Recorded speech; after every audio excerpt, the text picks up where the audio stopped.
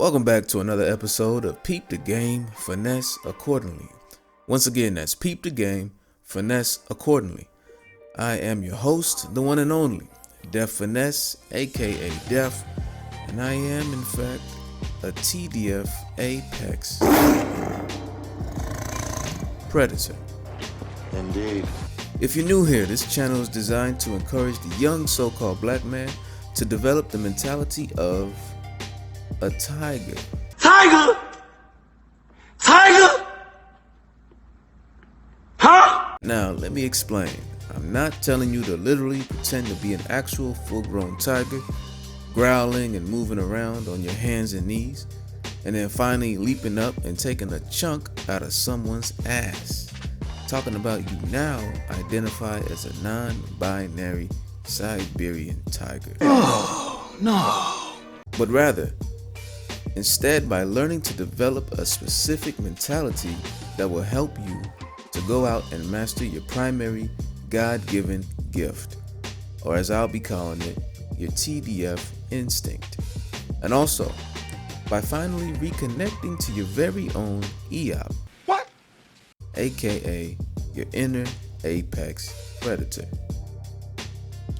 That part of you within your mind that truly believes you are destined for greatness. In this society, on this earth, in this day. And is perpetually frustrated with the fake ass environments and situations you find yourself in Constantly. as a young so-called black man. Please don't try to act like you don't know what I'm talking about, because we both know. You know what I'm talking about, man. I'm talking about the many different goofy ass situations you find yourself in that make your EOP look at you in disgust like, look man, I'm trying to turn a corner, but I'm really starting to fucking lose my patience. very similar to the predicament of a tiger stuck in a zoo. If you cannot understand what it's like to be a tiger in a zoo, I don't know how you ever gonna understand what it's like to be a nigger in America. I believe that in order to break out of this metaphorical zoo that you are in and to successfully escape back into the jungle where you can live life on your own terms, you must first develop 3 important characteristics. Number 1, you must become tireless. Number 2, you must become deft. And number 3, you must develop a great deal of finesse. In other words, you need to be on some TDF shit. So with all that being said, the title of today's episode is Are You an Angry Black Man? Starring none other than Raja Jackson. Now, let's get to work. On some TDF shit. It's to die for.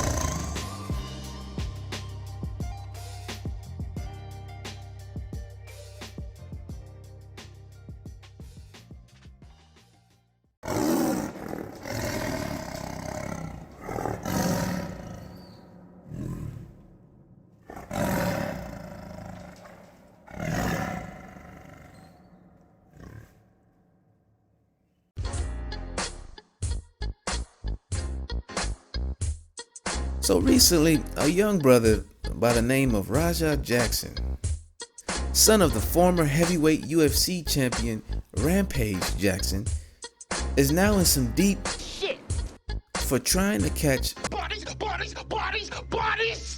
outside of the UFC ring.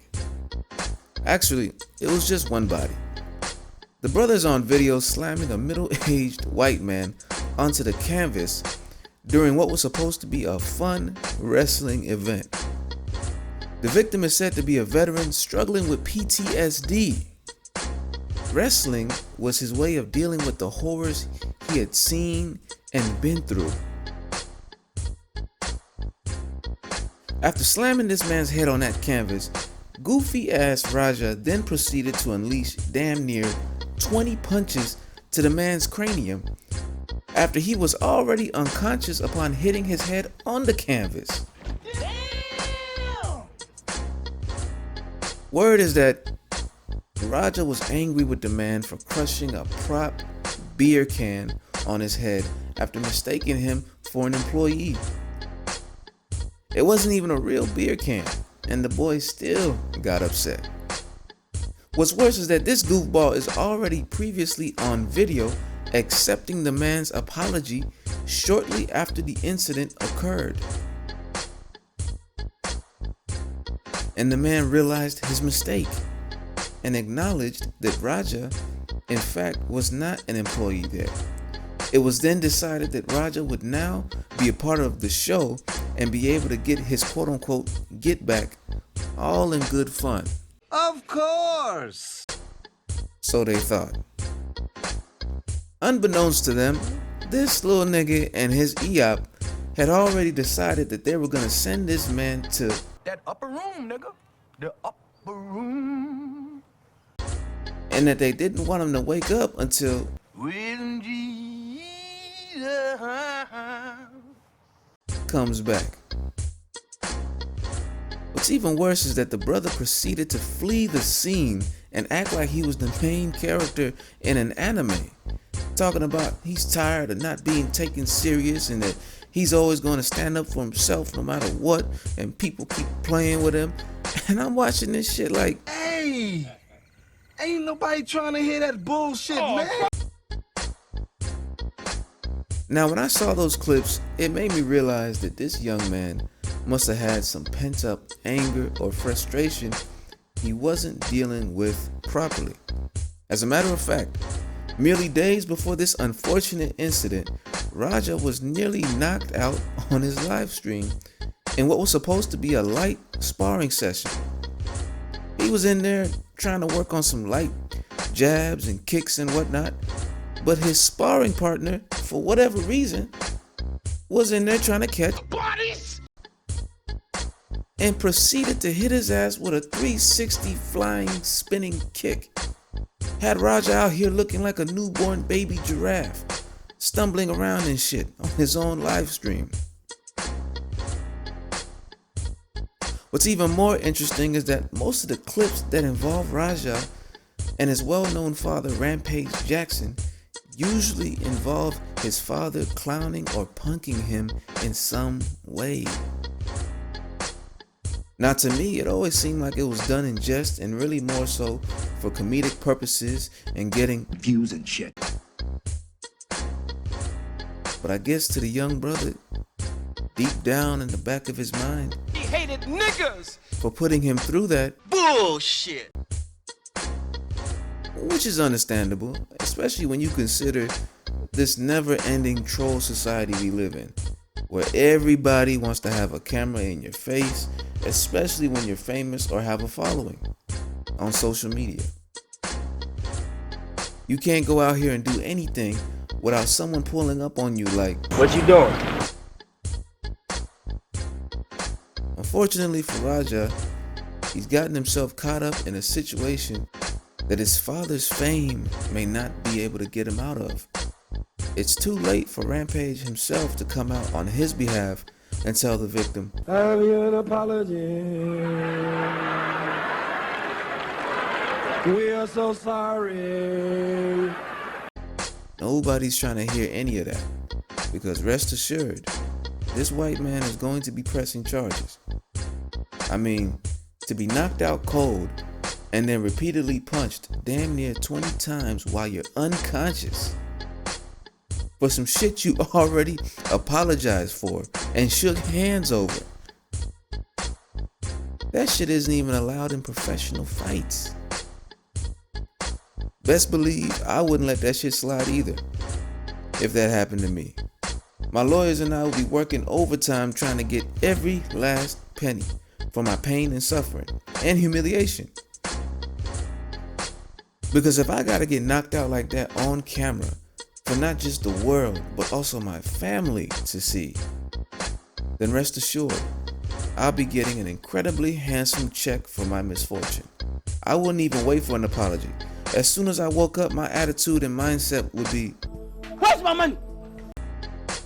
if I had an opportunity to sit down with Rampage and Raja and they were foolish enough to ask me what they could do to fix this unfortunate situation, I'd look them niggas dead in their faces and tell them, Give me all you got. it would be far too late for me to listen to an apology.